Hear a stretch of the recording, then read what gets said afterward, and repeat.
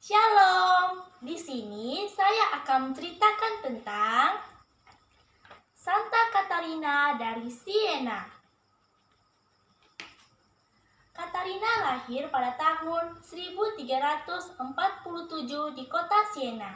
Catarina adalah anak ke-24 dari 25 bersaudara. Wah, banyak ya saudaranya. Tahukah kamu, Catarina kecil tidak pandai membaca dan menulis pun tidak begitu pintar. Ketika berusia 6 tahun, Catarina mengalami suatu peristiwa yang ajaib. Ajaib? Ya, ia melihat Yesus memberkatinya di atas gereja Santo Dominikus sebagai tanda surgawi bahwa ia akan dipilih Allah untuk suatu tugas khusus dalam lingkungan gereja. Lalu, apa ya yang terjadi setelah itu? Nah, setelah itu Catarina menjadi sering menyendiri untuk berdoa, dan hal itulah yang membuat ibunya tidak suka kepadanya. Kemudian ibunya pun menghukumnya dengan pekerjaan di dapur sepanjang hari. Tapi hebatnya Catarina, ia tidak pernah mengeluh dan hal itu membuahkan hal yang baik bagi kehidupannya. Dia menjadi perempuan yang tangguh, mandiri, dan mampu menyelesaikan segala masalahnya sendiri. Karena kegigihannya, maka hati ibunya luluh dan memberikan restu untuk ia masuk ke biara menjadi anggota Ordo ketiga Santo Dominikus. Di dalam biara, ia bertumbuh semakin rajin berdoa, rajin berpuasa, dan bermeditasi.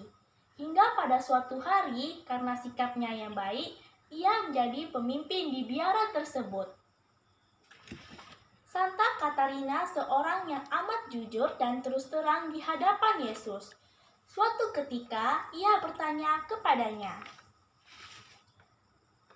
"Di manakah engkau, Tuhan, ketika aku mengalami cobaan yang begitu mengerikan?" Yesus menjawab, "Putriku, aku ada di dalam hatimu. Aku membuatmu menang dengan rahmatku." Di suatu malam, sebagian besar penduduk Siena keluar ke jalan-jalan untuk suatu perayaan. Sekali lagi, Yesus menampakkan diri kepada Santa Catarina yang sedang seorang diri berdoa di dalam kamarnya.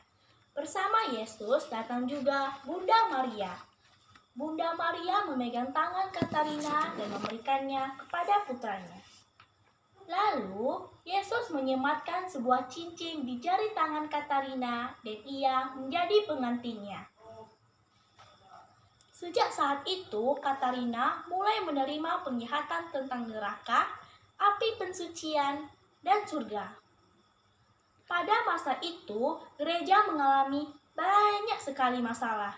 Banyak pertikaian terjadi di seluruh Italia. Dan melihat hal itu, Catarina sedih sekali. Ia menulis surat-surat kepada para raja dan ratu. Ia bahkan datang menghadap para penguasa agar berdamai dengan Paus dan mencegah peperangan. Catarina meminta Paus untuk meninggalkan Avignon, Perancis, dan kembali ke Roma untuk memimpin gereja. Ia mengatakan bahwa inilah yang dikehendaki Allah. Bapa Suci pun mendengarkan nasihat Santa Catarina serta melakukan apa yang dikatakannya. Santa besar ini wafat di Roma pada tanggal 29 April 1380. Usianya baru 33 tahun.